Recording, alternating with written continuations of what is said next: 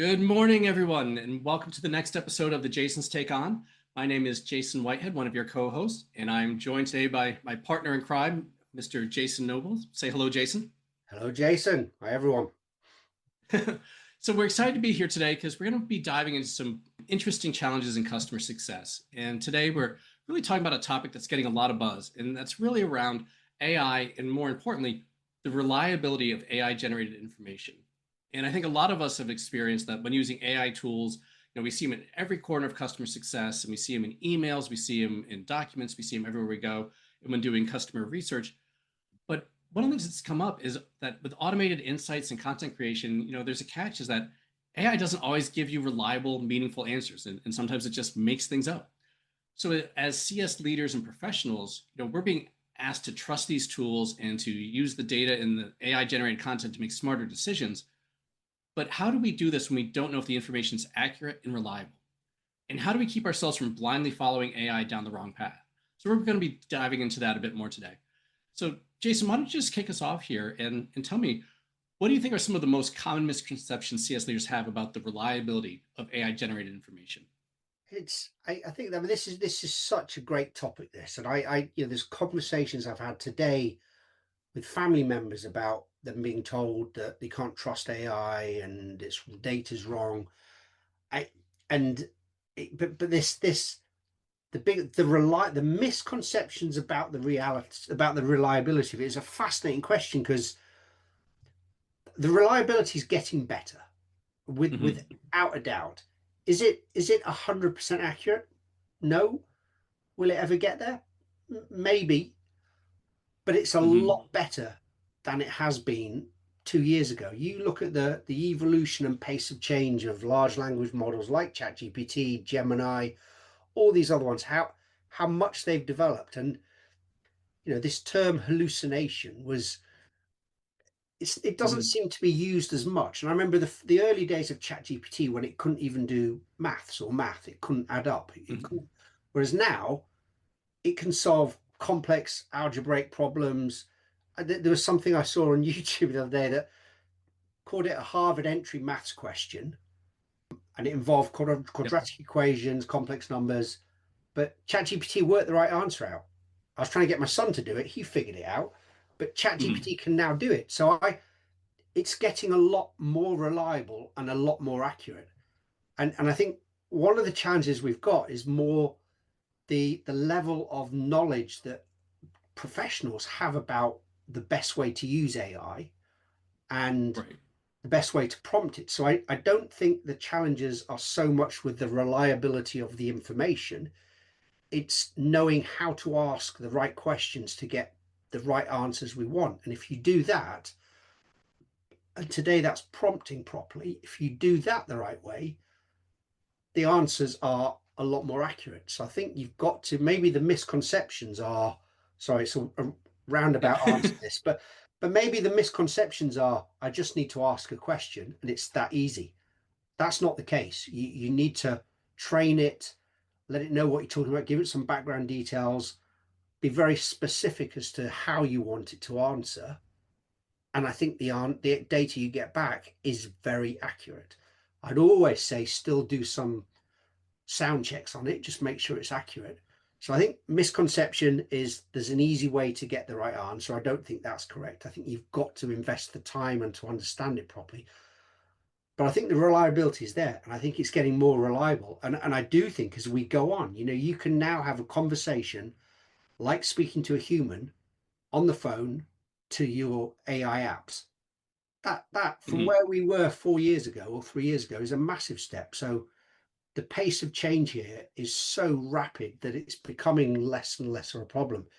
And I think it won't be long until there isn't an issue around it is always accurate. Did any of that make sense? About a third of it. So I was really proud of you. You've upped your numbers. No, I think you're right about some parts. I think the models have definitely improved in my experience, but I still find that it really is context dependent for me where I rely on it, where I need to have that really discerning look of, sounds like bullshit. Yep. So for example, if I'm doing things like a lot of times now, if I'm trying to say, help me figure out the best way to solve this technical issue using 3 different tools and integrate some apps and stuff like that, A lot of times it will say, oh, do this in Zappy or do this or whatever. And it's just making stuff up. And so I actually have to prompt it now. Don't guess. Don't make stuff up. Tell me Yeah. where you're not sure. And then when I actually go and follow their instructions, usually it's faster to get started, but I spend so much time debugging and fixing things. I'm like, that really didn't work out that well. And it would have been faster for me to research and try it on my own. But sometimes it helps move forward faster. This is But what we said on one of our episodes recently, was about where does this help? And it's about, right. it makes us more efficient. That right now is the massive benefit. And I think it does. It can start giving you some information. And then right Right. now, the human needs to tweak that and revise what they're doing. But to get you started on something, there's a massive Yeah. plus. And I think it is absolutely, there's a huge time saving. And what really excites me is just how quickly this is all changing. And Oh yeah. where will this be in 6 months' time? This could be a very different conversation. But I think for everybody, I think for in the world of CS, it's important because it gives us suddenly ways to look at data differently, get easy access to answers that we might not have thought Hmm. about. So I think that reliability, you've still got to take it. It's not always going to be 100% accurate, but Right. just make sure you are sense checking it, as we said. And how much do you, if you're paying for AI, if you're buying some tools in from vendors, and there's lots of them out there, how much are they overselling what it can do versus what you could do? I mean, I was speaking to someone this morning where they've they're a Microsoft house, but nobody Yep. internally uses Copilot, and the Yeah. organization they've built their own AI tool, and they're telling them not to use things like ChatGPT. Well, why? Why? And I think there's lots of these different options, and people just right now don't know the best thing to do. But some of Hmm. these common tools out there, Copilot, ChatGPT, and other ones, work, and they work very well. And those organizations are making huge investments in them. Are they Hmm. better than dedicated tools that just maybe they are right now? But there's so much to think about. Yeah, and there's so many tools out there to try and keep up. I think one of the things that I like about AI, but is sort of question of reliability, like you say, is it makes it faster to get started. So if Yeah, I'm writing an email to a customer or a prospect, okay, I don't have to overthink it. I can get out of my own head and just get something done. Um, you know, I'm not a marketing genius. Marketing's never been my sweet spot or my passion area. But when it comes to some marketing options, I will prompt GPT and say, what's the best approach? And, it will help do some logical things and bring in some expertise I don't have. So I'm like, okay, I'm not going to rely on 100%, but sounds good enough. It helps me move forward with a little bit more confidence than I have on my own. yeah. So I think that's probably a good thing in that, having a context aware of when is the right time to rely on ChatGPT. Like, would I use it for all of my medical diagnosis? Probably not. Would I use it for, getting started saying, okay, this is good enough? And I think, so many people let, you know, perfect be the enemy of the good, and let's just get started. But I do think one of the things that you said that is fascinating. Would love to hear more of your ideas. Um, I think right now, especially being a little older in my career and a little bit more experienced in CS and understanding a lot of more things, I can bring a critical eye Yeah, to the output and say that's bullshit. yeah. Whereas I think people who are more junior in their career or switch careers or don't have the same expertise, having blind faith, they may not know to question the output. And I think that might be one of the challenges is of how do you help your staff or your younger team members identify when they can rely on it and when they can't. It's fascinating, and I wonder as well with, if you look at kind of the next generation, our kids. Mm-hmm. I always, the term search it up. Our kids use Google. They've used it from an early age. They're quite happy with Yep. technology, and I think what they're doing now with AI is using it in a very similar. They're asking very simple questions, and I think what you've got with the experience is we've got that more. We can ask better questions, and I think that comes with experience. Is asking the right questions, the right level of detail. Mm-hmm. Without that experience, and that experience of different jobs, companies you've worked with, customers, you don't necessarily have all of the context. So can Right. can AI help build that context? Maybe it can, and Mm-hmm. maybe through the right prompting. Why can't AI be your customer success expert? If it's trained to the right level, could it not guide you and help tell you what. I think the answer today is, with the right prompting, the framework, yes, it could. And I think Yep. at some point in the not too distant future, it's going to be very accurate. And that critical eye to evaluate what it said is exactly as you said, Don. You've got to look at it sometimes. Although we're doing it now, I think that need for a human to do that is going to fall away, and AI will be able to do that more and more on its own. But I think we still need Yep. to look at how do we how do we critically review what we've got back from AI before Right. making decisions based on that. We've still got to do that. You've got to look at not just customer success, but cross-functional perspectives. What are your How does marketing fit in? How does engineering fit in? Make sure you've got a broad view of it. And again, if you're training AI from a customer success perspective, what about the rest of the business? And I think you've Right. also got to be we've still got to be conscious about using things like real customer data. There's data sensitivity, privacy concerns, but you've got to Mhm. again build in some level of validation loops around that. So I think there's a lot going on. I think the experience today helps give you context. But again, I think that gap is massively reducing over time, and eventually you'll be able to use it as an expert. I can get AI as Right. an expert in anything I want. I think it's getting there. I think also one of the things we haven't really talked about, but is really relevant, is how data quality feeds into this. And you're talking about like training models up and where it needs to go. And if the data in your database is crap, if the data in your documents is outdated or Yep. irrelevant, or, you know, three versions old compared to what's new and Yep. where it is, I think that can also lead to some real problems here. And I think a lot of folks haven't figured that out yet. And I've been amazed how many organizations, both B2B SaaS organizations I've worked with and also buyers of software, all of them have data quality problems. Just horrendous That's data. always been there, hasn't it? We've always Right. right from the first day. I mean, I remember doing computer science O level, garbage Mm-hmm. in, garbage out. That still Absolutely. stands. That hasn't changed. I The agree. volume of data now massively different. So is there always going to be some bad data? Probably. So even how does AI siphon out that bad data? How does it know what's right, what's wrong?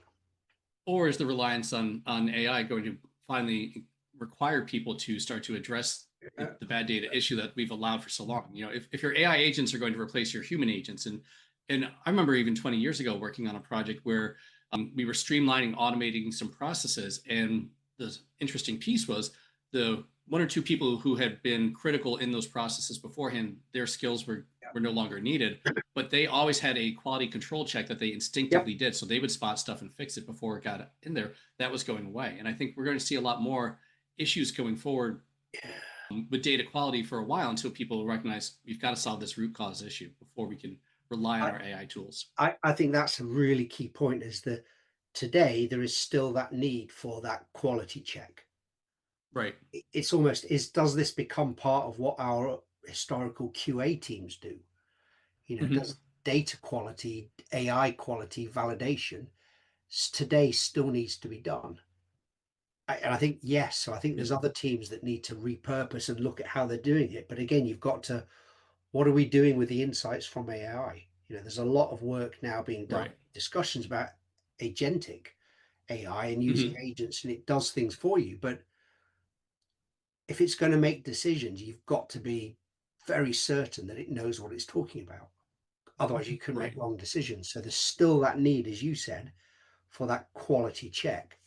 What about, let me ask you though, I mean, have you seen any examples, in the customers that you deal with, where AI perhaps has led a customer success team or another team in the wrong direction? And what's happened? What have the consequences been of that? I'm hearing things anecdotally. So one of the things I've been hearing more and more is like, oh, we went to use this AI tool for certain functions and to do some research on customers or prospects, and it just made stuff up, just pulled it out of thin air. And I've heard of things such as it saying, oh, find me a contact that I can do this, and it made up names of people on LinkedIn that don't even exist. So I think there is still some of that going out there. I'm other than that, I haven't heard specifics yet around that, but I've also heard of people using it, like you were saying, upload a data file to do some real analysis, and the analysis keeps coming out wrong, or or some other things. So I'm hearing anecdotally around it, but I haven't heard of wide scale problems yet. But I'm sure there will be issues at some point. You always hear like these big catastrophic failures at some point in new technology that gets everyone to wake up to something. And so I'm sure at some point it will happen, or maybe it's already happening. People just to try and keep it quiet. I, So I do think it's out there. I wonder if it does. When you right now we hear when there's a big data breach, you hear about that. Is an AI issue the next thing that we'll hear about that kind of same level? But similarly, I've not heard of many organizations publicly where this has happened. But I know in my own kind of use of AI, there was some modeling I was doing with a previous model of one of the LLMs, and it Hmm. you could see it was wrong, and it would take a long time, and it was wrong. But when the new version came out, it was almost instantaneous and correct. So Yeah. there's a phenomenal the pace of change, as we've said quite a few times, is Right.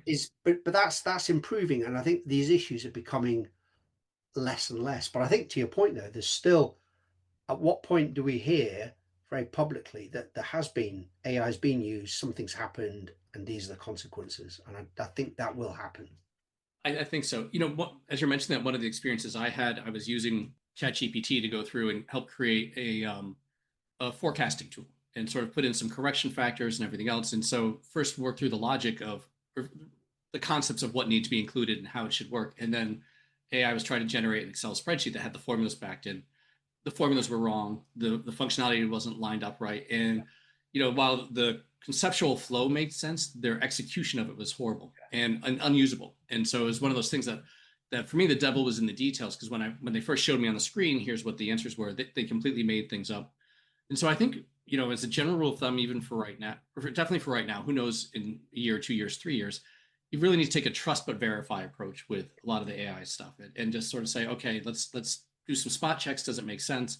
And I think also, depending what you're trying to do, there may be use case specific. So if you're trying to do financial modeling, I would definitely validate those things. If you're trying to do churn analysis and prediction, spot check, validate your formulas, see how it's going through. If you're doing write an email to a customer or help put together a facilitator guide, put together a slide deck, there you've got a few more degrees of freedoms that you can sort of work around. So I think there is some pieces around that definitely matter. I think the Uh, really interesting thing as well that this comes in is where does training fit in for all of this? Right now there are very few organizations that are training people on AI. And to our point earlier, there's lots of very yep. publicly available tools you can use. There's lots of other organizations building them. But if we look at customer success, are we being trained adequately in AI literacy, critical evaluation? And I don't think we are. I think most people, Yep. most teams, and is it, I think organizations are still playing catch up. What is training? What training do we need in AI adoption, data interpretation? There's opportunities for organizations to have kind of champions to say, this is how to do it, learn themselves. And I think that's Yep. quite exciting. You could have groups of people or teams, individuals taking the lead on some of these educational initiatives and really start being that expert, that center of excellence to help the business. So I think there's still a big need there because again, if I look at my kids and how they use it, it's fascinating. No one's ever trained them. I'm trying to Right. help them with better prompting, but no one's training them.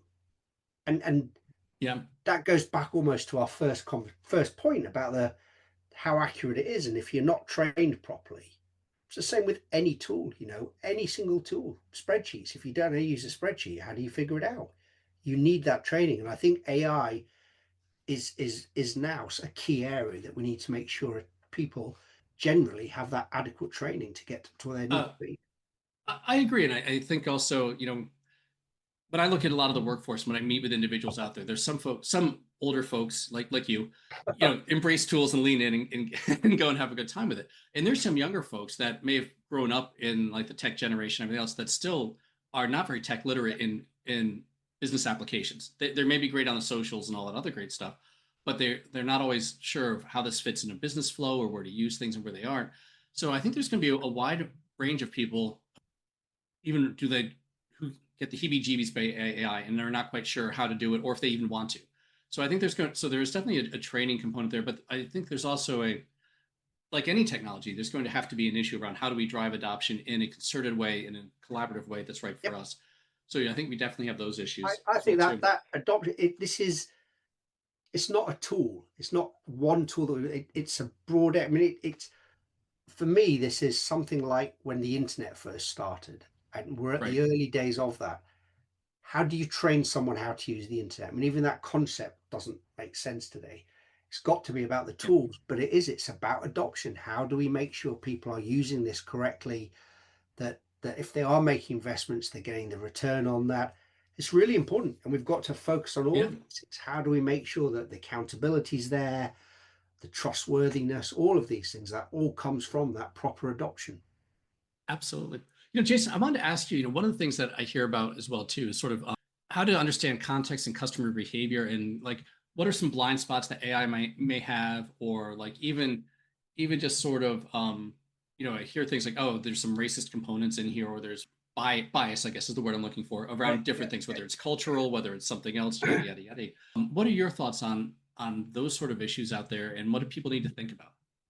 It's a fascinating point because I think, I mean, it's not human, and Right. then so that behavioral context, emotional intelligence, real understanding of human sentiment. Can can AI do that again? Not now, but in the future, I'm sure it could. I mean, this is all, AI is maths, and Yeah, and how it we is. speak Yeah. is maths, and how do I know what to say next? It's based on experience. So I think today there's not as much emotional intelligence when you look at answers and insights from AI.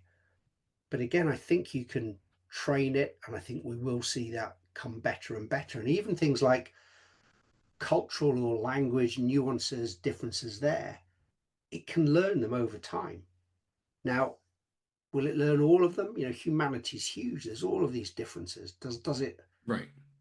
Probably not. And does that mean there's always going to be a gap? And is that something that ultimately is what makes us human? Is that understanding of cultural, of people, of how things are? Is that always going to be a gap? Maybe. I don't know. But I think there Right. is absolutely, those blind spots exist, and they may always exist to a certain extent.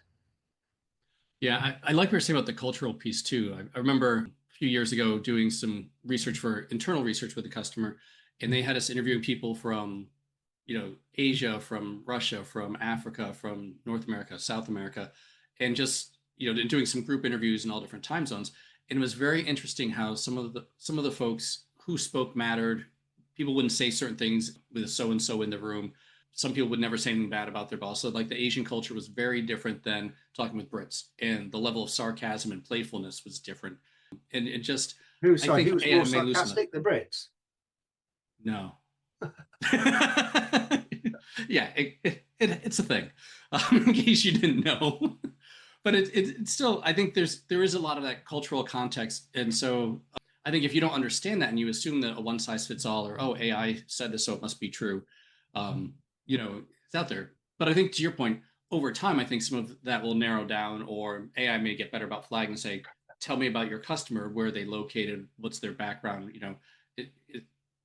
but until that happens, I think other folks, if they aren't aware of those issues and haven't experienced them themselves firsthand, they may not even think to question it. How do you? So we talked about different AI tools, and Yeah. if we look at kind of adoption and your buyers, how do companies who work with vendors of AI tools, how do they hold them accountable for transparency, trustworthiness of their models? There's always if you feed these tools information, you feed, and a lot of people are feeding very personal information. How do you know about that being safe, the safety around that? So how do you make sure Ooh, vendors are accountable? wow, that's a really good question. I think, First of the day. yeah, yeah, you're you're on fire, buddy. I think there's some challenges in that. I think one, you have to, buyer beware is always comes back, and you have to take a critical eye to what's realistic and possible. So I would make a distinction between where is it that AI is having analytical gaps and recommending things that aren't necessarily so based on the data and being able to correct for those and understand when their model changes versus like data security issues or privacy issues. Because I've also seen people who inadvertently use an AI tool with some of their customer data trying to do some more in-depth analysis and they got fired over it because that was a violation of company policy and they didn't even realize it and it wasn't intentional, but they admitted it, and the company's like, sorry. So I think you have to be careful with that and how all of that works. And also, I think you have to be really careful. There's probably going to be some legal pieces in there. What's in your contract around intellectual property, privacy, security? Can your data be used for training? Can it not? Who has access to it?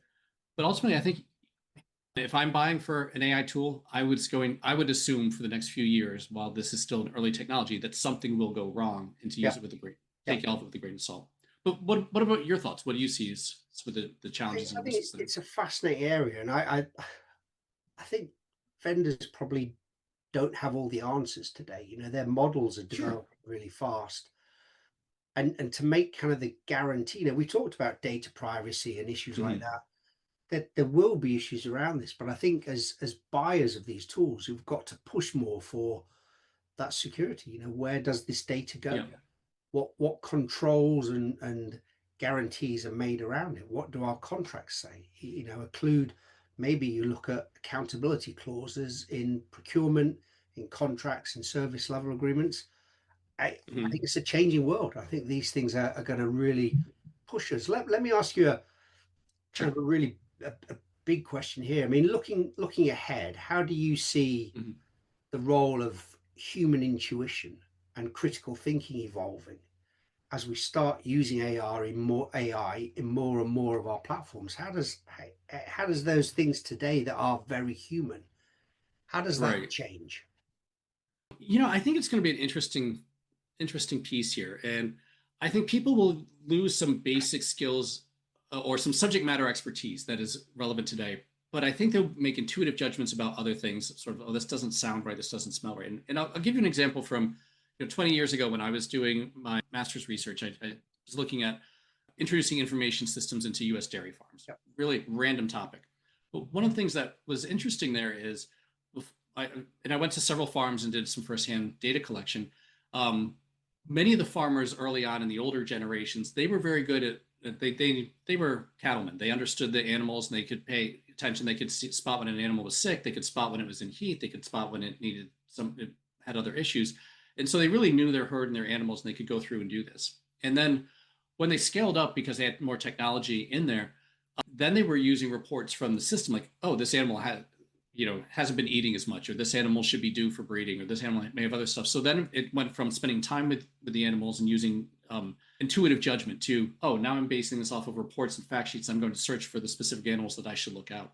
And it really did change the way of okay, how are you making decisions? Where are you spending your time? What are you looking for? And I could see something similar happening here where as more AI comes in and as you're being asked to do more and think of things from many different levels, your expertise may change in one area, but you'll find other ways like, oh, okay, I see these three Yep. other things, something is off. So I think there's going to be something like that in the future. But I also think people are going to need to have more analytical skills and interpretive skills.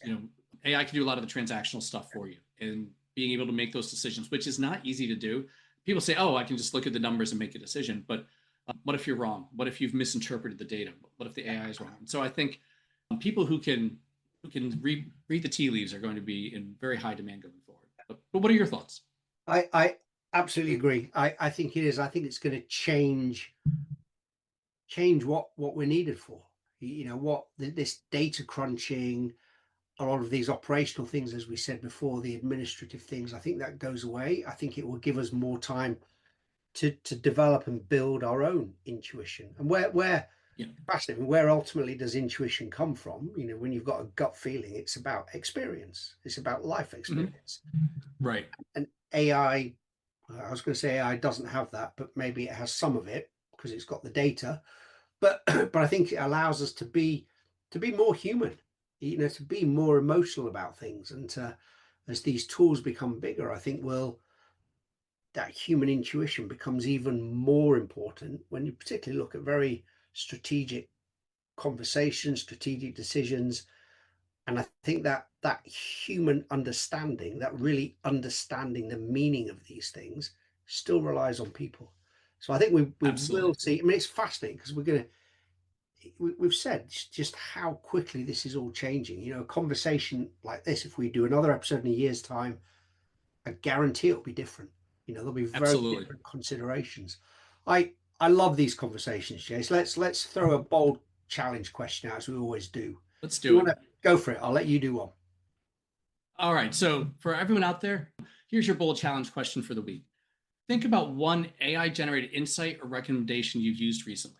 And this week, dig deeper, validate it manually, talk to customers, or compare it to historical trends. And really ask yourself, how often are you blindly trusting your AI? And is this a good thing for you, or do you need to make some changes? So figure out how you can boldly embrace AI by going out and seeing what's working and what's not. Awesome. So would love Excellent. to hear what your thoughts are. Reach out to us on LinkedIn, connect with us if you would like. We'd love to hear your ideas and would love your thoughts on this show and others. So please reach out. And it's been great. So Jason, thank you so much Cool. for joining me today. Thank you. Great conversation, Jess. Really enjoyed it. Take care.